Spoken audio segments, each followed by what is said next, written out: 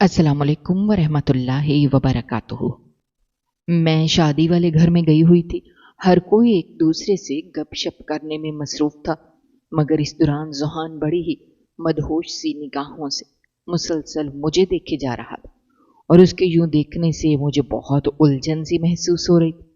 फिर इसी उलझन के सबब खुद को उसकी नज़रों की तफ्श से बचाने के लिए जैसे ही मैं थोड़ा साइड पर घर के वैरान हिस्से में गई तो ज़ुहान भी फौरन आंख बचाकर मेरे पीछे ही आ गया और उसने आते ही मौका देखकर मेरी कलाई पकड़ ली। मैंने घबराहट और बौखलाहट के आलम में जल्दी से कहा कि खुदारा छोड़े मुझे, ये क्या हरकत कर रहे हैं आप? अगर किसी ने हमें यहाँ इस हाल में देख लिया तो आपको भी अच्छी तरह अंदाजा है कि कितना बड़ा तमाशा खड़ा हो जाएगा और सबके सामने हमारी इज्जत खाक में मिल जाएगी। मैं बार बार अपनी कलाई उनके मजबूत हाथ से छुड़ाने की कोशिश कर रही थी, लेकिन वो जिद और हठधर्मी से बोला कि जो भी देखता है देख ले, जिसका जी चाहे देख ले, मुझे इस सब की कोई परवाह नहीं। फिर तंजिया लहजे में कहने लगा, जब तुम मुझ पर इतनी पाबंदियां लगाओगी तो जाहिर सी बात है मौका हाथ आते ही मैं भी तो अपनी मर्जी करने की कोशिश करूंगा ना। वो इन जुमलों के साथ मुझ पर मुसलसल दबाव डाल रहा था और मैं बदस्तूर बार बार दाएं और बाएं जानिब नजरें दौड़ा रही थी कि खुदा न खास्ता कोई शख्स हमारी इस कैफियत को ना देख ले। मैंने बेबसी और गुस्से के मिले जुले लहजे में कहा कि ज़ुहान, क्या आपको ऐसी हरकतें करते हुए ज़रा भी शर्म नहीं आती? प्लीज़ मेरा हाथ छोड़ें। आपको मालूम है ना कि मेरे पापा किस कदर सख्त और संजीदा मिजाज के आदमी हैं और वो ऐसी बातों को बिल्कुल भी बर्दाश्त नहीं करते।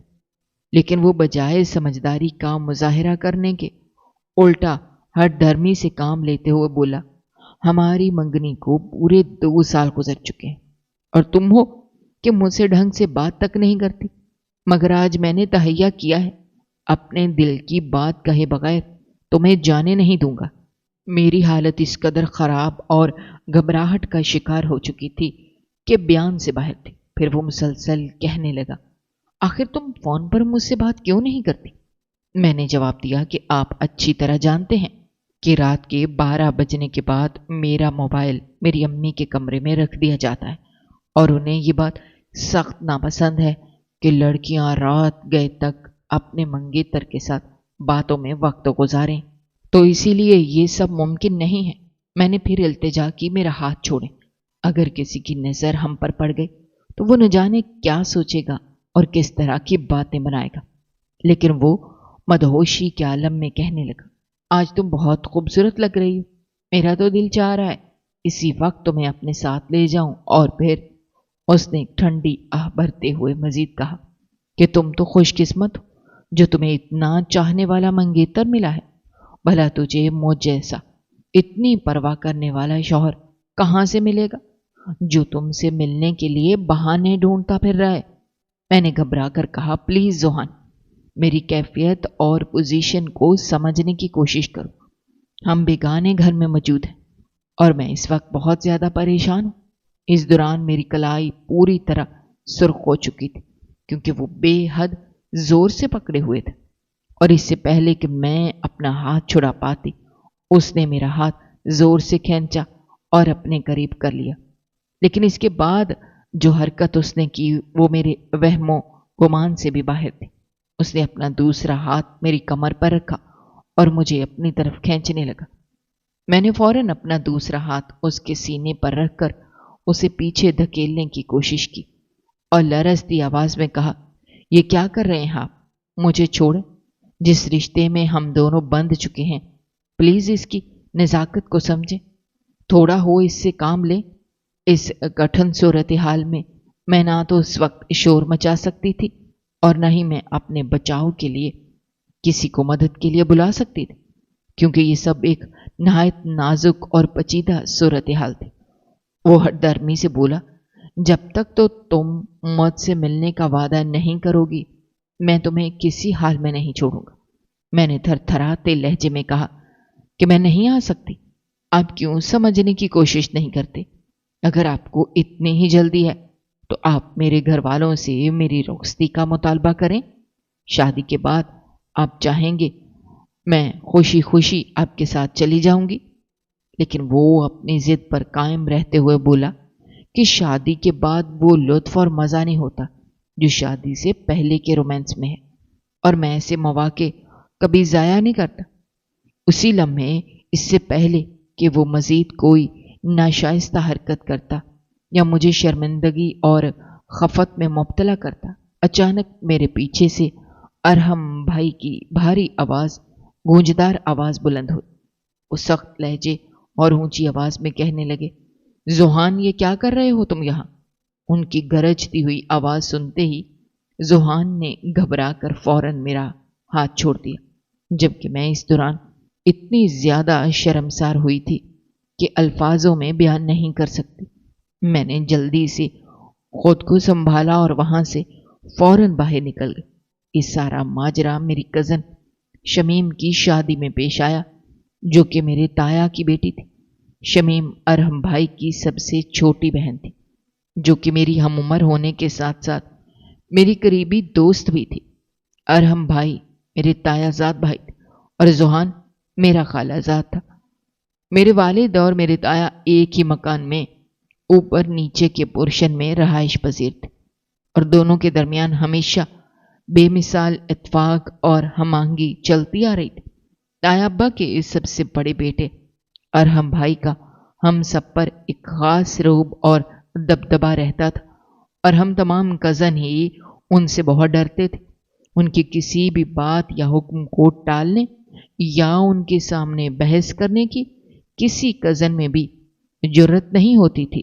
بہرحال جب میری منگنی ذوحان سے ہوئی تھی، ذوحان کی فرمائشیں بڑھنے لگی تھیں۔ کبھی اسے مجھ سے ملاقات کرنی ہوتی، کبھی فون پر بات کرنی ہوتی۔ میں سمجھا سمجھا کے تھک گئی تھی کہ ہمارے گھر میں یہ سب چیزیں کوئی بھی پسند نہیں کرتا۔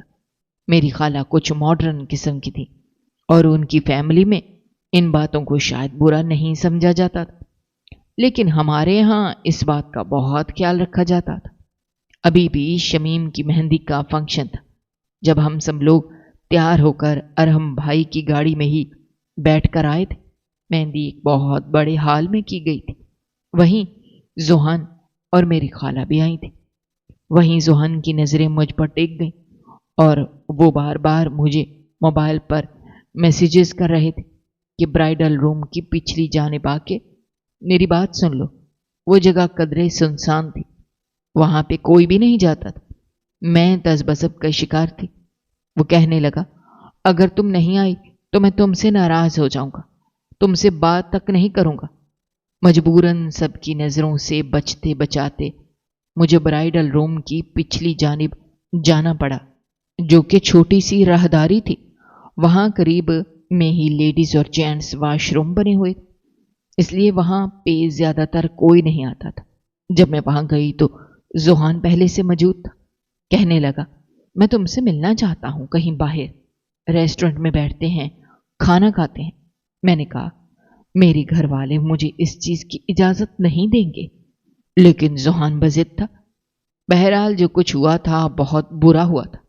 میرا باقی کا سارا فنکشن اپنے آنسو چھپاتے ہوئے گزرا تھا۔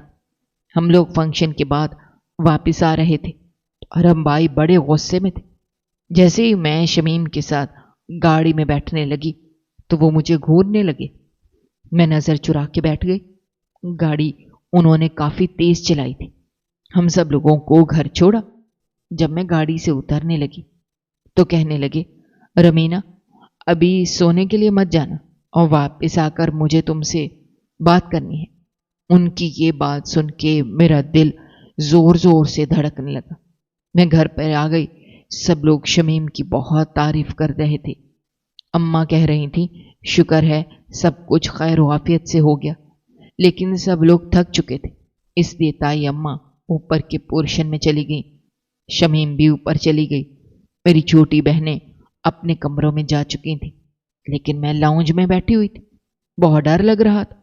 جو کچھ ارحم بھائی نے دیکھا تھا وہ واقعی ایسا تھا جس پر شرمندہ ہوا جا سکے۔ کچھ ہی دیر بعد پھر ارحم بھائی کی گاڑی آئی تو تایا ابا، میرے والد اور میرا چھوٹا بھائی بھی ساتھ آ چکا تھا۔ बहरहाल आते ही सब ने चाय की फरमाइश कर दी। क्योंकि मैं ही बैठी हुई थी, जाग रही थी, मैंने सबके लिए चाय बनाई। ताया अब्बा कहने लगे, बस शुक्र है, शमीम का मामला अल्लाह ने खैर व आफियत से करवा दिया। अब बस तुम रमीना की फिक्र करो। मैं तो कहता हूँ जल्द अज जल्द रुखसती करवा दो, या अपने सर से जिम्मेदारी खत्म करो। माशाल्लाह से 2 बच्चियां और भी हैं, फिर उनका भी तो सोचना है। वालिद कहने लगे, मैं तो कर दूं, लेकिन उन लोगों का कहना है कि 6 महीने बाद ही रुखसती लेंगे।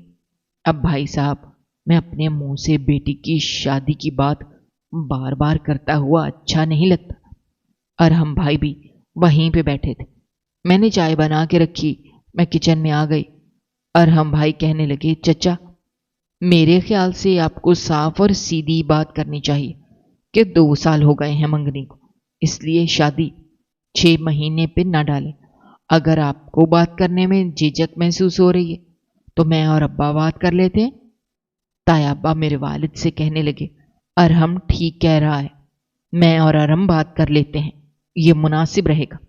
मेरे वालिद कहने लगे, चलें ठीक है, जैसे आप लोगों को बेहतर लगे, हमारी तरफ से पूरी तैयारी है। चाय के खाली कप जब अरहम भाई किचन में रखने आए तो माथे पे बल डाले हुए थे। उन्होंने अपने दोनों हाथ बांधे, कहने लगे, नहायत अफसोस की बात है, मैं सोच भी नहीं सकता था मंगनी की आड़ में तुम ऐसी हरकतें करती फिरोगी। डर के मारे मेरी आंखों में आंसू तैरने लगे। वो कहने लगे, अपने आंसू यहीं पे रोक लो, वरना मुझसे बुरा कोई नहीं होगा। बमुश्किल मैंने अपने आंसुओं पे जब्त बांधा। मैंने कहा, अरहम भाई, मेरा कोई कसूर नहीं था, वो जुहान ही कुछ। वो मेरी बात को टोकते हुए कहने लगे, उसे इल्हाम हुआ था, तुम पीछे खड़ी हो। मैंने कहा, नहीं, उसने कहा था कि बहुत जरूरी काम है, बात सुन लो। कहने लगे, उसने कहा और तुम चली गई? तुम खुद क्या पागल हो या बच्ची हो? शुक्र करो मैंने तुम लोगों को देख लिया। और वो जुहान, मुझे अंदाजा नहीं था इतना बदतमीज किस्म का नौजवान होगा। वो मुझसे कह रहा था कि आप कौन होते हैं हमारे मामले में बोलने वाले। वो तो शुक्र करो मुझे तुम्हारे रिश्ते का लिहाज था और चची की बहन का लिहाज था, वरना मैं उसके मुंह पे थप्पड़ दे मारता। हमारे खानदान में ऐसी बेशर्मियां नहीं होती। बहरहाल मैं बात करूंगा तुम्हारे खालू और खाला से कि जब उनका बेटा रुखसती के लिए इतना बेचैन है तो रुखसती क्यों नहीं करते, क्यों टाल रखा है, शादी करके ले जाएं अपने घर में। मैंने कहा, अरहम भाई प्लीज आप ये बात किसी से कहिएगा नहीं। कहने लगे, अगर मुझे किसी से कहना होता तो मैं तुमसे यूं बात नहीं कर रहा होता।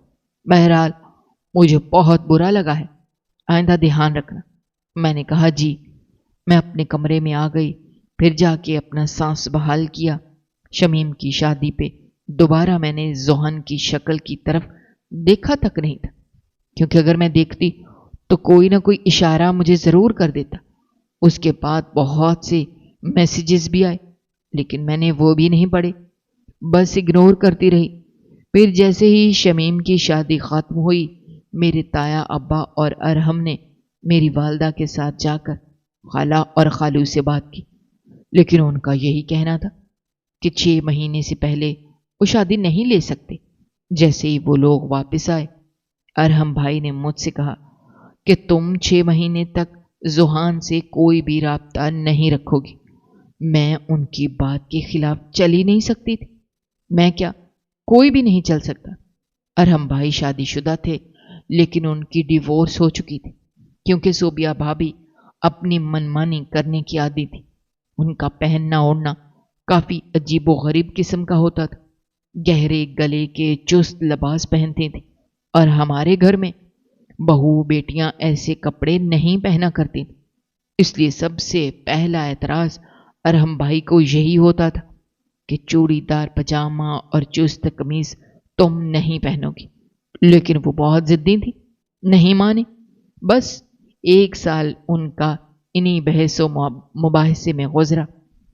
सोबिया भाभी हमारे घर के तौर तरीकों पे चलना नहीं चाहती थी, और अरहम भाई की जिद थी کہ وہ انہیں اپنے گھر کے ماحول کے مطابق ہی چلائیں گے۔ اسی طرح ان کا ایک بیٹا بھی ہو گیا، لیکن صوبیہ بھابھی اپنا بچہ تک چھوڑ کے چلی گئیں کہ میں اس شخص کے ساتھ نہیں رہ سکتی۔ عجیب بات یہ تھی کہ اس واقعے کو 10 سال گزر گئے تھے، لیکن ابھی تک ارحم بھائی نے دوسری شادی نہیں کی تھی۔ ان کا بیٹا شہروز 10 سال کا ہو گیا تھا۔ میرے چھوٹے بھائی سکلین کے ساتھ ہی زیادہ تر رہتا تھا، کیونکہ دونوں میں صرف 5 سال کا فرق تھا۔ سکلین 15 سال کا تھا۔ ابا اور تایا جان کی ایک ہی فیکٹری تھی، اسی سے گھر چلتا تھا جسے ارحم بھائی نے ہی سنبھال رکھا تھا۔ میں نے اس کے بعد زوہان سے بات نہیں کی، لیکن 1 مہینے بعد وہ خالہ کے ساتھ ہمارے گھر پہ آیا، اور آیا بھی شام کے وقت تھا، جب کوئی بھی مرد ہمارے گھر میں موجود نہیں تھا۔ میری والدہ کو یہ بات اچھی تو نہیں لگی، لیکن پھر بھی ان کی سگی بہن تھی، بھانجا تھا، تو اس لیے کچھ نہیں کہا۔ موقع پا کے زوہان میرے کمرے میں آ پہنچا، کہنے لگا، یہ تم نے کیا تماشا لگا رکھا ہے؟ نہ فون اٹھاتی ہو نہ بات کرتی ہو۔ میں نے کہا، تماشا آپ نے لگایا تھا، اس کا خمیازہ بھگت رہی ہوں، آپ کو پتا ہے؟ ارحم بھائی نے مجھے کتنی باتیں سنائی ہیں، مجھے آپ کے بلانے پہ پیچھے جانا ہی نہیں چاہیے تھا۔ وہ ماتھے پہ بل ڈالے مجھے دیکھنے لگا، کہنے لگا، وہ کون ہوتا ہے تم پہ روب جمانے والا؟ جانتی ہو، اس دن مجھ پہ بھی ایسے چڑھ دوڑنے کی کوشش کر رہا تھا، لیکن میں نے اس کا منہ بند کروا دیا تھا۔ میں نے کہا، پلیز ابھی آپ جائیں یہاں سے، ہمارے گھر میں اور آپ کے گھر کے ماحول میں الگ الگ فرق ہے، میرے گھر میں یہ سب پسند نہیں کیا جاتا۔ وہ کہنے لگا، کل میں تمہارے کالج آؤں گا اور تم میرے ساتھ ریسٹورنٹ جاؤ گی، اور میں کچھ نہیں جانتا، میں تمہاری کوئی بات نہیں سنوں گا، کوئی بہانہ نہیں سنوں گا۔ میں نے کہا، زوہان، آپ کیوں مجھے ایسی مصیبت میں ڈال رہے ہیں؟ اگر آپ کو زیادہ ہی جلدی ہے تو آپ شادی کیوں نہیں کر لیتے؟ کہنے لگا، تمہیں کیا تکلیف ہے؟ کیوں شادی کی اتنی جلدی ہے؟ میں نے کہا، میں کہیں نہیں جاؤں گی۔ کہنے لگے، اگر تم نہیں گئی تو یاد رکھنا میں تم سے بہت سخت ناراض ہو جاؤں گا، میں تم سے بات تک نہیں کروں گا۔ یہ کہہ کے وہ میرے کمرے سے باہر چلا گیا اور میں پریشان ہو گئی۔ اگلے روز کالج میں بھی میں پریشان ہی رہی۔ جیسے ہی میں باہر جانے کے لیے نکلی تو زوہان کی گاڑی پہلے ہی کڑی تھی۔ کالج ہمارے گھر سے زیادہ دور نہیں تھا، پیدل کا ہی راستہ تھا۔ میں انہیں نظر انداز کر کے سیدھا سیدھا چلنے لگی۔ وہ اپنی گاڑی سے باہر آئے، مین روڈ پہ ہی مجھے پکارنے لگے، کہنے لگے، رمینا یہیں رک جاؤ۔ پھر تیز قدم اٹھاتے ہوئے میرے سامنے آ کے رک گئے۔ میں نے کہا، یہ آپ کیا کر رہے ہیں؟ سب لوگ دیکھ رہے ہیں۔ کہنے لگے، دیکھ رہے ہیں تو دیکھنے دو، چلو میرے ساتھ۔ انہوں نے میرا ہاتھ پکڑ لیا۔ میں نے کہا، میرا بازو چھوڑیں، کیوں میرا تماشا بنا رہے ہیں؟ وہ کہنے لگے، چلو میرے ساتھ، اور اب تم کوئی ڈرامہ نہیں کرو گی۔ یہ کہتے ہوئے وہ مجھے اپنی گاڑی میں بٹھانے کی کوشش کرنے لگے۔ سب کے سامنے میں تماشا نہیں چاہتی تھی، اس لیے میں چپ چاپ گاڑی میں بیٹھ گئی۔ وہ مجھے ایک ریسٹورنٹ میں لے گئے، کہنے لگے، مجھے تمہارے خاندان کی دقیانوسی سوچوں سے سخت چڑ ہے۔ ایک بار شادی ہو جائے میں تمہیں تمہارے میکے بھی نہیں جانے دوں گا۔ زوہان میرے سامنے بیٹھنے کے بجائے میرے برابر میں ہی بیٹھے تھے۔ میں اس وقت بہت پریشان تھی، کالج یونیفارم میں تھی۔ دیکھنے والے مجھے اور زوہان کو دیکھ کر عجیب سے اشارے بازیاں کر رہے تھے۔ مجھے عجیب سی شرم آ رہی تھی، پتہ نہیں کیا سوچ رہے تھے کہ کیا میں ڈیٹ پہ آئی ہوں، زوہان میرا بوائے فرینڈ ہے۔ نوجوان بیٹھے اشارے بازیوں کے ساتھ ساتھ ہنس بھی رہے تھے، آپس میں نہ جانے کیا کہہ رہے تھے، اور مجھے یہ سب بہت برا لگ رہا تھا۔ جو کچھ زوہان نے کیا تھا وہ حرکت بھی یقیناً بری ہی تھی۔ ابھی ہمیں بیٹھے ہوئے کچھ ہی دیر ہوئی تھی جب زوہان کی بےہودہ حرکتیں شروع ہو گئیں۔ وہ اپنے پاؤں کا انگوٹھا میرے پیر پر پھیرنے لگا۔ میرا دل زور زور سے دھڑکا، پھر اپنا ہاتھ میری کمر پر رکھ دیا۔ میں بری طرح سے گھبرا رہی تھی۔ میں نے کہا، یہ آپ کیا کر رہے ہیں؟ ہاتھ پیچھے کریں۔ لیکن وہ اپنی حرکتوں سے بازی نہیں آ رہا تھا۔ مجھے اپنا آپ بکاؤ مال لگنے لگا۔ وہاں بیٹھے نوجوان میرا یہ تماشا دیکھ کے مسکرا رہے تھے۔ میں اٹھنا چاہتی تھی لیکن ذوحان مجھے اٹھنے بھی نہیں دے رہے تھے۔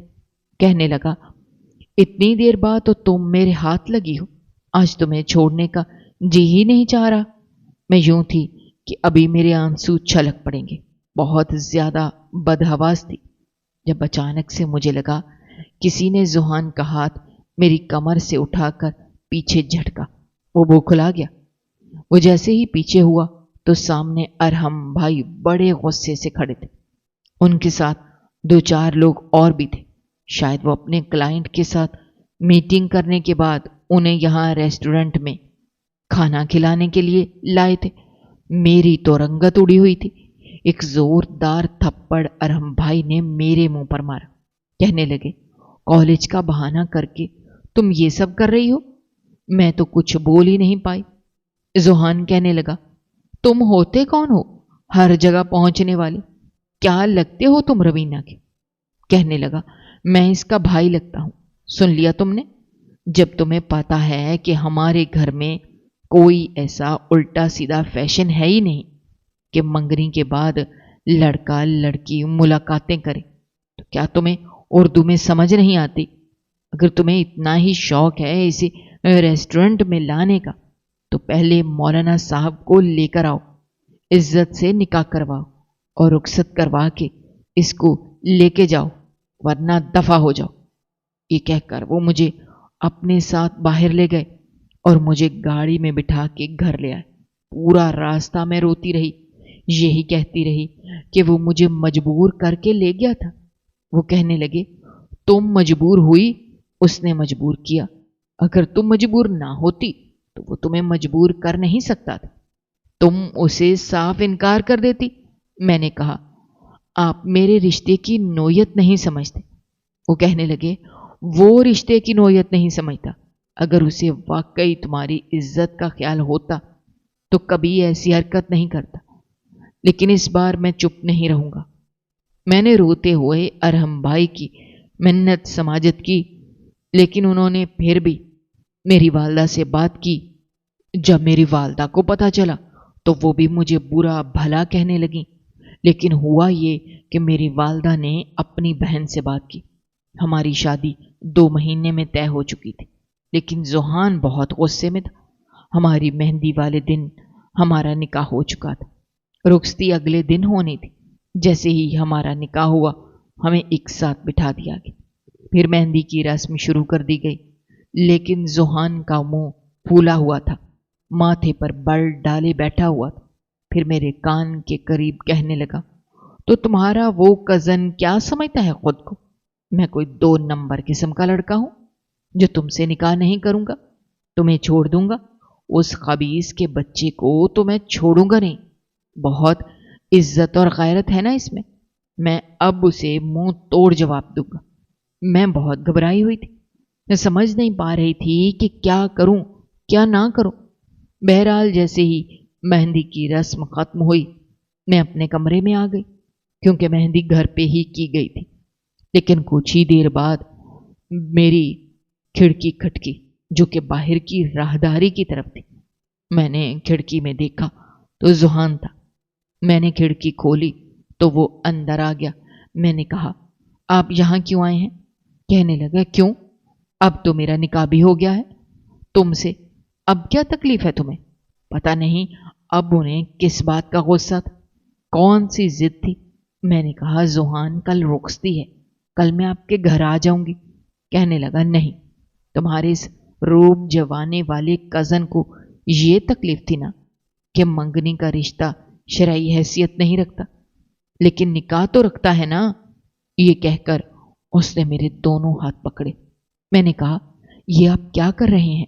پلیز جائیں یہاں سے۔ میں نے اپنے دونوں ہاتھ چھڑوائے۔ کہنے لگا، کیوں؟ اب کیا ہوا؟ میں تم سے صرف آدھے گھنٹے کے لیے ملنے آیا ہوں، تم سے گلے ملنا چاہتا ہوں، تمہیں کس کرنا چاہتا ہوں، اور اب میں تمہارا محرم ہوں، اور اب میں اپنی تمام ادھوری خواہشات پوری کیے بنا یہاں سے نہیں جاؤں گا۔ उसकी बातें सुनकर मेरे होश उड़ गए। मैंने कहा, मैं ऐसा कुछ भी नहीं करूंगी और ना ही तुझे करने दूंगी। इस बार मेरा लहजा जरा सख्त था। जिस तरह की वो फरमाइश कर रहा था मैं सोच भी नहीं सकती। कहने लगा, मेरी भी जिद है और जिद पूरी किए बिना मैं नहीं जाऊंगा। तुम्हारी मर्जी है, मैं यहां बैठा हूं।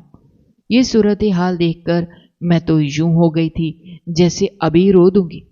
अगर बाहर का दरवाजा खोल के कोई अंदर आ जाता और जुहान को मेरे कमरे में देख लेता तो क्या होता? एक तमाशा सा लग जाता, और इस बार लगने वाला तमाशा शायद कोई और ही रुख पकड़ जाता। मैं नहीं चाहती थी कि मेरी शादी में कोई भी किस्म की बदमज़गी पैदा हो, क्योंकि इस बार अगर जुहान को कोई मेरे कमरे में देख लेता तो यकीनन मेरी शादी टूट जाती। मैं जुहान के सामने रोने लगी, कहने लगी, नहीं, मेरी जिद पूरी करो। याद रखना, मैं तब तक नहीं जाऊंगा जब तक तुम मेरी ये दोनों बातें मान नहीं लेती। मैंने कहा, मैं ऐसी कोई फरमाइश पूरी नहीं करूंगी। आपका जो जी चाहता है कर लें। कहने लगा, मतलब तुम उस शख्स की वजह से मुझे इनकार कर रही हो? मुझे? अपने शौहर को? मैंने कहा, कौन सा शख्स? कहने लगा, वही अरहम जो खुद को तुम्हारा हकदार समझता है। मैंने कहा, वो मेरे बड़े भाई जैसे हैं। वो कहने लगा, जैसे जैसे क्या होता है? जैसे वैसे कुछ नहीं होता। वो तुम्हारा कजन है, भाई नहीं है। तुम्हारे लिए वो भी गैर महरम है। फिर क्यों तुम्हारा बाप बनने की कोशिश करता है? पता नहीं किस चीज का गुस्सा चढ़ा हुआ था जुहान को। वो मेरी एक नहीं सुन रहा था। मैंने कहा, जुहान प्लीज अभी यहां से चले जाएं। कल जब मैं आपके घर आ जाऊंगी तो आपका जो जी चाहे कर लेना। मैं इनकार नहीं करूंगी, बल्कि जिंदगी के इस नए सफर में आपका भरपूर साथ भी दूंगी। अभी हम ये बातें कर ही रहे थे कि जब अचानक से कमरे का दरवाजा खटकने लगा तो मेरी जान पे बन गई, लेकिन वो बजिद था। मैंने कहा, कौन है? मेरी छोटी बहन थी। मैंने कहा, जाओ यहां से, मेरे सर में दर्द है। मैं जुहान के सामने रोने लगी, लेकिन वो मुझसे उसी बात पर बजिद था। फिर मेरे दोनों हाथ पकड़कर मेरे करीब आने लगा, जबरदस्ती करने लगा। अपना बचाने के चक्कर में मैं उसे थप्पड़ मार चुकी थी, जो उसके मुंह के साथ साथ शायद उसकी गैरत पे भी लगा था। वो कहने लगा, तुमने मुझे थप्पड़ मारा? तुमने मुझे थप्पड़ मारने की हिम्मत की तो कैसे की? क्या समझ के तुमने मुझे मारा है थप्पड़? मैं रोने लगी। मैंने कहा, जुहान मैं नहीं मारना चाहती थी, लेकिन जब आप मेरे साथ। वो कहने लगा, शट अप। अपने गाल को अपने दाएं हाथ से सहलाने लगा। कहने लगा, मैं जान चुका हूं कि मेरी क्या औकात है और हैसियत है। मैंने कहा, ऐसी बात नहीं है, मैं माफी मांग लेती हूं आपसे।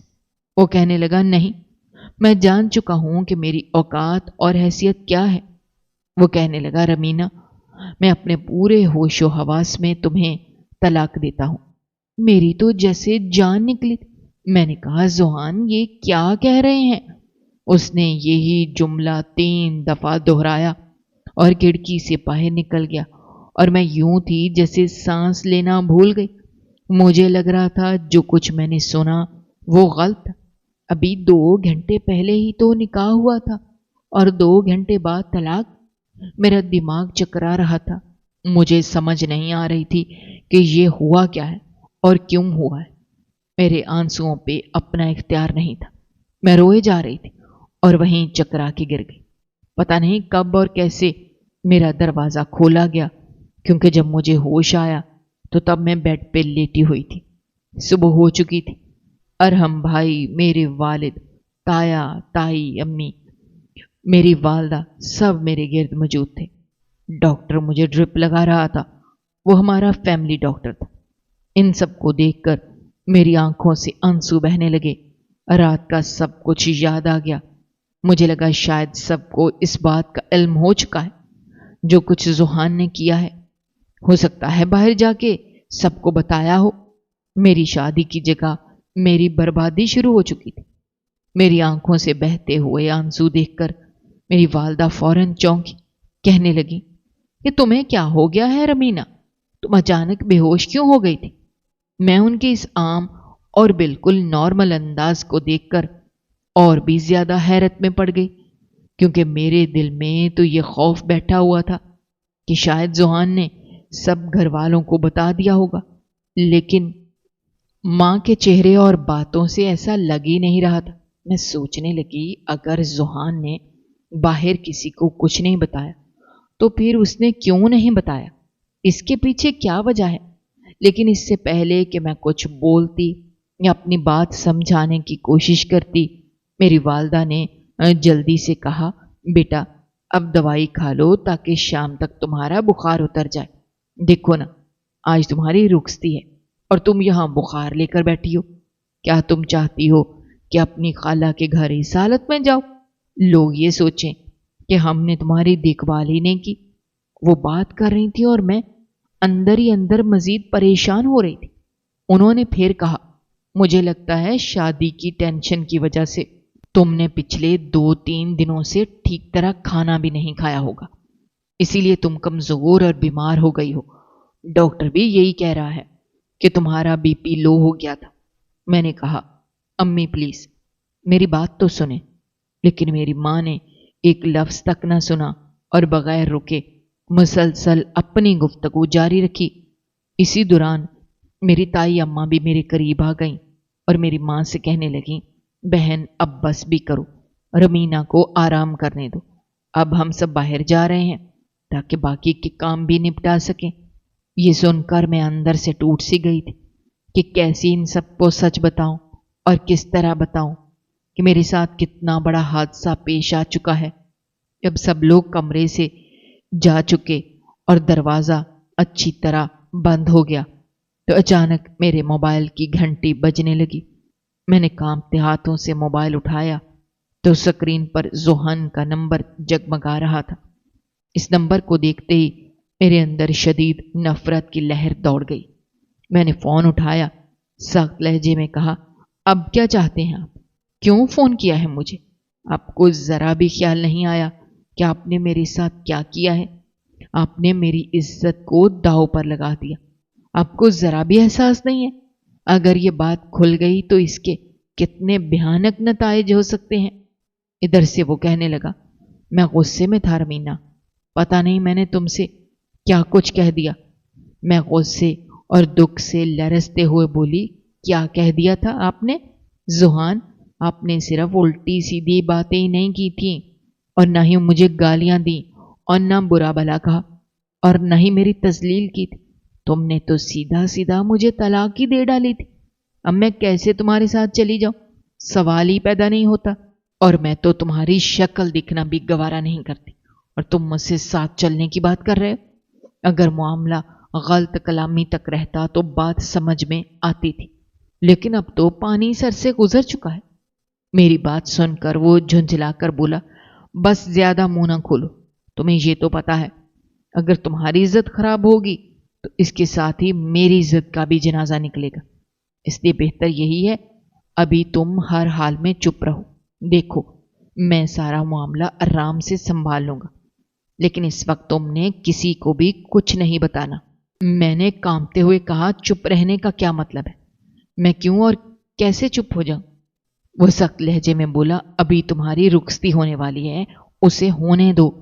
मैंने उसे टोकते हुए कहा, मैं ये सब कैसे होने दूं? मत भूलो कि आप मुझे तलाक दे चुके हैं। उसने जवाब दिया, चुप रहो। वो तलाक मैंने गुस्से में दी थी और अब मैं उसका कोई ना कोई हल जरूर निकाल लूंगा। ये मेरा और तुम्हारा जाती मामला है, इस बारे में किसी को कुछ पता ना चलना चाहिए, ना तुम्हारे घर वालों को और ना मेरे घर वालों को।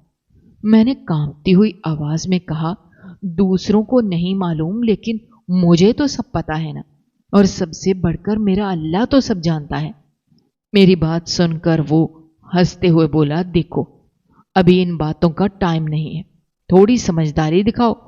तुम जो कहना चाहो कह लो, मुझे इससे कोई फर्क नहीं पड़ता, लेकिन सोच लो अगर तुम्हारे वालिद ने इस सदमे को अपने जहन पर सवार कर लिया और वो इसकी तकलीफ बर्दाश्त ना कर सके तो तुम खुद ही सबकी जिम्मेदार होगी। तुम्हें पता है तुम्हारे वालिद दिल के मरीज हैं, अगर उन पर बोझ पड़ा और उन्हें कुछ हो गया तो बाद में मुझे इल्ज़ाम मत देना। मेरी हालत ऐसी हो चुकी थी कि मैं समझ ही नहीं पा रही थी कि आखिर मैं क्यों चुप रहूं और किस तरह खामोशी इख्तियार करूं। मैं रोती जा रही थी, आंसुओं की झड़ी लग गई थी। मुझे कुछ समझ नहीं आ रहा था कि मेरे साथ हो क्या रहा है। इसी दौरान अचानक मेरी वालदा दोबारा कमरे में दाखिल हुई और परेशानी से कहने लगी, रमीना जल्दी बताओ, तुम्हारे बाबा की ब्लड प्रेशर की दवाइयां कहाँ रखी हैं? मैं हड़बड़ा कर फौरन उठने लगी तो माँ ने मुझे रोककर कहा, तुम्हारे हाथ में ड्रिप लगी है, तुम यहीं लेटी रहो, सिर्फ ये बता दो दवाई कहाँ है। मेरा दिल जोर जोर से धड़कने लगा। मैं घबरा कर बोली, अम्मी क्या हुआ है बाबा को?